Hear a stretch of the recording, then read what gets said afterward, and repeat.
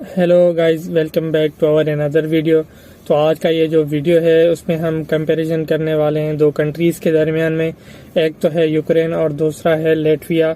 तो इन दोनों कंट्रीज़ में हम पूरी चीज़ें डिस्कस करेंगे, वहाँ की जो है वीज़ा रेशो, वहाँ का लिविंग एक्सपेंसेस और जो वीज़ा प्रोसेस में जो भी खर्चे आते हैं और कैरियर अपॉर्चुनिटीज़ हैं और बहुत सारी ऐसी चीज़ें जो इम्पॉर्टेंट चीज़ें होती हैं कि आप अगर स्टडी अब्रॉड का सोच रहे हो तो आपके माइंड में जो भी क्वेश्चंस आते हैं कंट्री के बारे में वो सब जो है हम इस वीडियो में डिस्कस करेंगे और ये भी आपको बताएंगे कि हम आपको कौन सा जो है कंट्री रिकमेंड करेंगे। यूक्रेन आपके लिए अच्छा रहेगा या फिर जो है आपके लिए वो लेटविया अच्छा रहेगा। हाँ, हम ये वीडियो इसलिए बना रहे हैं ताकि अगर आप स्टडी अब्रॉड का सोच रहे हो तो लेटविया को भी आपको ऑप्शन में रखना है, क्योंकि वो उन कंट्रीज में शामिल है जो कि शेंजन में है और आपको वीजा में इतना मसला नहीं करते। पहले तो ये था कि वो धड़ाधड़ स्टूडेंट्स को वीजा दे रहे हैं, पर अब उन लोगों ने देना कम कर दिया है, क्योंकि हमारी कम्युनिटी का तो आपको पता है, जहाँ भी जाते हैं तो वहाँ पे मसले करते हैं। तो कहने का मतलब ये है, अगर आप सोच रहे हो स्टडी अब्रॉड का तो लेटविया को आपने लाजमी रखना है। और लेटविया यूक्रेन से किस तरह बेहतर है वो भी जो है ना हम इस वीडियो में आपके साथ शेयर करेंगे। तो जो सबसे पहली बात आती है वो ये है कि वीज़ा रेशो, कि वीज़ा लगेगा उस कंट्री का कि नहीं लगेगा। तो इसमें ये एक तो डिपेंड करता है कि आप पाकिस्तान से हैं या इंडिया से हैं या बांग्लादेश से हैं। जो पाकिस्तानियों के लिए है वो जो लेटविया का वीज़ा रेशो है वो बहुत ही अच्छा है, लेकिन अगर आपकी जो है वो प्रोफाइल अच्छी है, मतलब सारी चीज़ें मुकम्मल हैं, तभी लगेगा। अगर कोई भी एक चीज़ इधर उधर होगी तकरीबन, मतलब अगर स्टडी गैप बहुत ज़्यादा है या फिर आपकी थोड़ी एज बड़ी है तो वो रिफ्यूज़ कर देंगे, क्योंकि अब उन्होंने जो है वीज़ा वो रिफ्यूज़ करना शुरू कर दिए हैं। और अगर हम बात करें यूक्रेन की तो यूक्रेन में आपको कोई भी इशू नहीं होगा, 100% जो है वीज़ा रेशो है, लेकिन वीज़ा आपको जो है वो पैसों से मिलता है। आप जो है पैसे दे के, जिसको डन बेस कहते हैं, एजेंट वगैरह के थ्रू आप जो है पैसे दे के ही आपको वीज़ा मिल सकता है। विदाउट मनी यूक्रेन का वीज़ा जो है तकरीबन नहीं मिलता है। हाँ, और उसके अलावा हम स्टडीज़ की बात करें कि क्वालिटी ऑफ एजुकेशन आपको कौन से कंट्री में अच्छा मिलेगा, तो ये है कि अगर आप यूक्रेन आते हो तो वहाँ पे सिर्फ चंद यूनिवर्सिटीज़ हैं जिससे आपको क्वालिटी ऑफ एजुकेशन मिलेगा, अच्छे प्रोफेसर्स होंगे।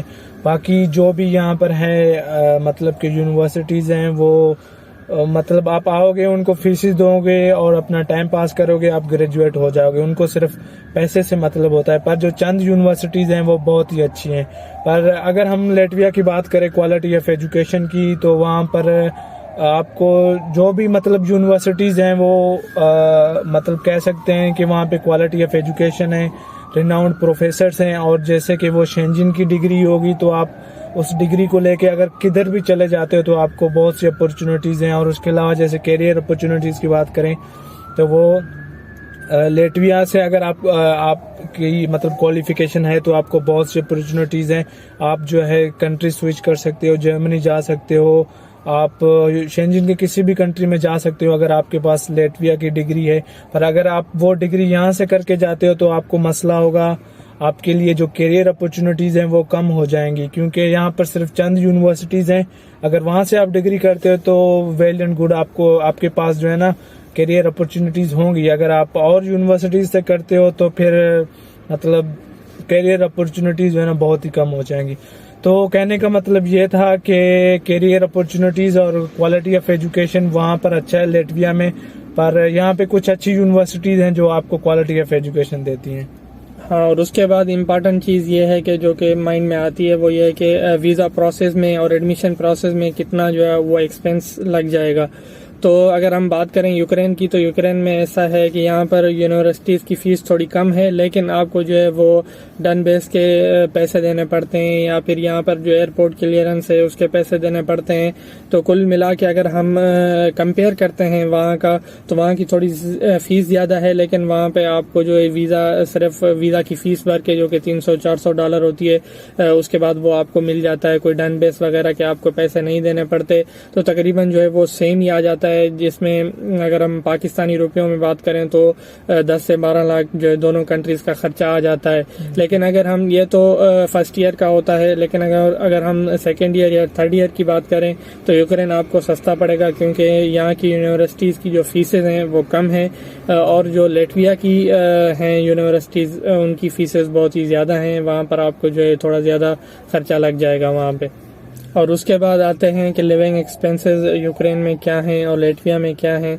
तो जैसा कि लेटविया में यूरो चलता है, वो एक्सचेंजन कंट्री है, और यूक्रेन में ग्रेवन चलता है और ग्रेवन बहुत ही सस्ता है, तो आपको यूक्रेन जो है बहुत ही सस्ता पड़ेगा रहने के हिसाब से, चाहे वो अकोमोडेशन हो या फिर खाने पीने की चीज़ें हो, मतलब अपार्टमेंट वगैरह के रेंट हो या कुछ भी हो, तो आपको सस्ता पड़ेगा यूक्रेन। और जो लेटविया है वो थोड़ा सा महंगा पड़ेगा, चाहे वो अगर कैपिटल सिटी में जाओ या फिर किसी और सिटी में जाओ लेटविया की, वो थोड़ा सा जो है वो महंगा पड़ेगा। वहाँ पर जो खाने पीने की चीज़ें हैं या फिर जो मतलब अपार्टमेंट वगैरह के रेंट है वो थोड़े से महंगे पड़ेंगे।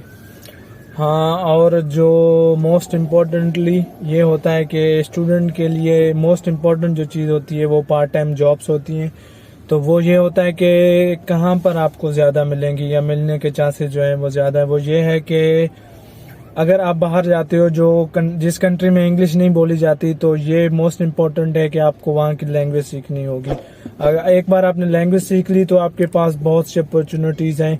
जैसे लेटविया में देखा जाए तो रिगा एक कैपिटल है, और जो सिटीज़ हैं वो बहुत ही छोटे हैं। मतलब वहाँ पे जो है ना पार्ट टाइम जॉब अपॉर्चुनिटीज़ होती हैं वो कम हो जाती हैं। अगर हम यूक्रेन की बात करें, यूक्रेन में बहुत से बड़े सिटीज़ हैं, कीव है, खार्कोव है, लिविव है, ओडेसा है।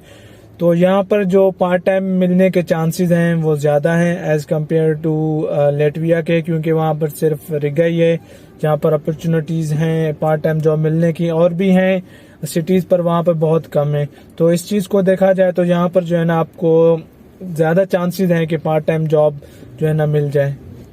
और उसके बाद बात आती है अर्निंग्स की। तो अर्निंग हर स्टूडेंट पे डिपेंड करती है कि वो कौन सा काम करता है, उसके पास कौन सी स्किल है, या उसके पास जैसे कि उबर है वो तो वर्ल्ड वाइड चलता है, उसके पास लाइसेंस है या गाड़ी चलाना आती है, या उसके पास इतने पैसे हैं कि वो अपनी गाड़ी खरीद करके जो है वो चला सके।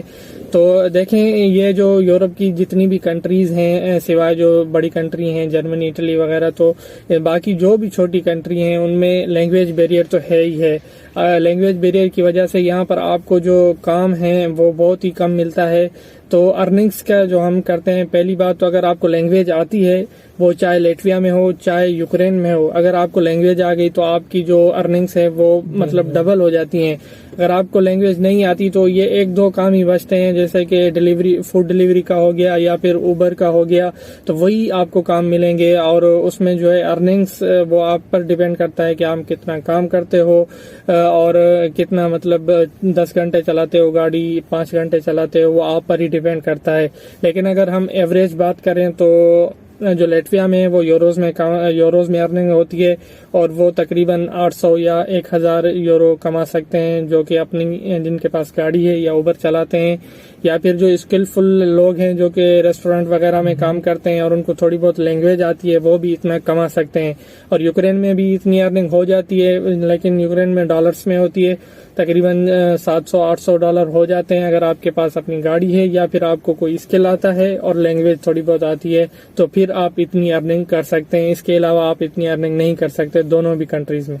हाँ, और लेटविया जो कि शेंजन में थोड़ा स्ट्रिक्ट है, वहाँ पर ये होता है कि आपको लिमिटेड आवर्स होते हैं, जैसे 20 आवर्स पर वीक आप काम कर सकते हो। पर ये तो कहा जाता है अब जो स्टूडेंट्स हैं वो ज्यादा ही काम करते हैं, क्योंकि उनको तो 3-3 हजार यूरो फीस देनी होती है। बाकी यूक्रेन की बात करें, यूक्रेन के लिए भी ये है, अगर आपके पास इमिग्रेशन से परमिशन है तो आप भी 20 आवर्स पर भी काम कर सकते हो। पर यहाँ पे ऐसा कुछ नहीं है।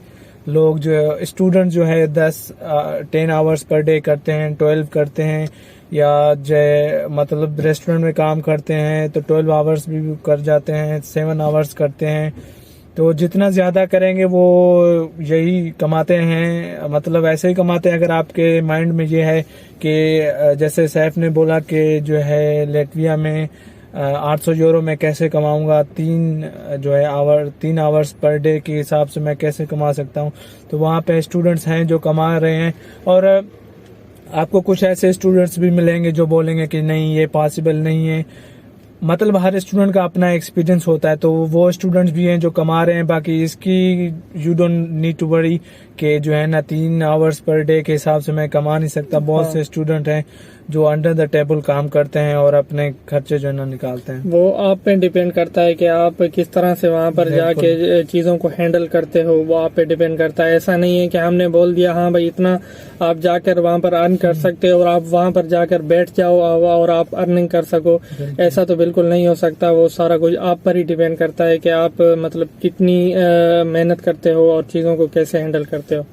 और उसके बाद अगर हम पीआर की चांसेस की बात करें तो पीआर दोनों कंट्रीज में मिल जाती है। अलग अलग रिक्वायरमेंट्स हैं। हमने यूक्रेन के बारे में एक डिटेल वीडियो भी बनाया था कि कौन कौन से वेज हैं जो कि आप पीआर ले सकते हैं।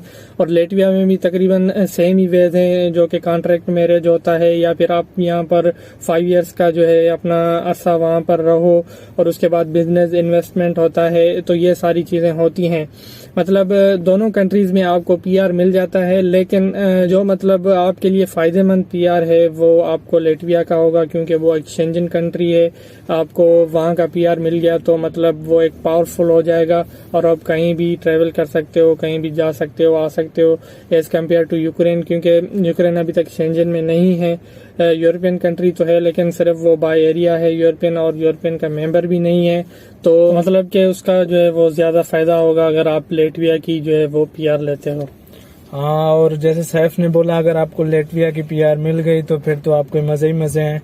और उसके अलावा अगर आप वहाँ जाते हो आपको पीआर नहीं मिल सका लेटविया का, तो आप और जो शेंजन कंट्रीज में मूव कर सकते हो, वहाँ की पीआर ले सकते हो। जैसे पुर्तगाल है जो कि अभी धड़ाधड़ जो है ना पीआर दे रहा है, या और जो है शेंजन की कंट्रीज हैं। अगर लेटविया में लेट्स सपोज आपका अनफॉर्चुनेटली नहीं बन सका तो आप वहाँ जा सकते हो, वहाँ अप्लाई कर सकते हो। तो ये भी मतलब आपके पास प्लस पॉइंट है।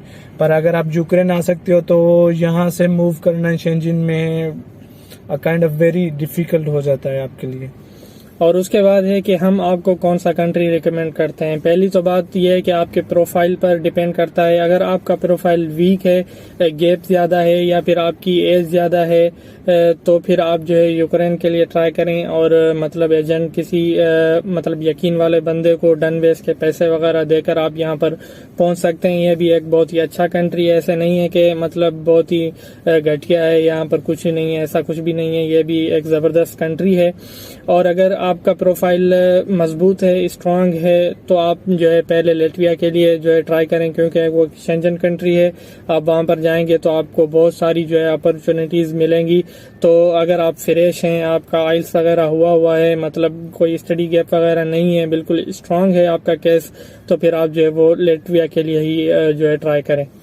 हाँ, तो आज की वीडियो के लिए ये चीजें थी और बहुत सी चीजें हैं क्योंकि वीडियो अभी लंबी हो गई है। हाँ। तो ज्यादा अगर आपको कोई सवाल है तो आप जो है कमेंट में पूछ लें या जो है वो फेसबुक पेज पे जो है वो फेसबुक पेज का जो लिंक है हम डिस्क्रिप्शन में दे देंगे। आप जो है ना वहाँ पर आकर कांटेक्ट कर सकते हो। लेटविया के रिलेटेड अगर कोई क्वेश्चन है या स्टडी इन यूक्रेन के रिलेटेड अगर आपका कोई क्वेश्चन है तो पूछ सकते हो।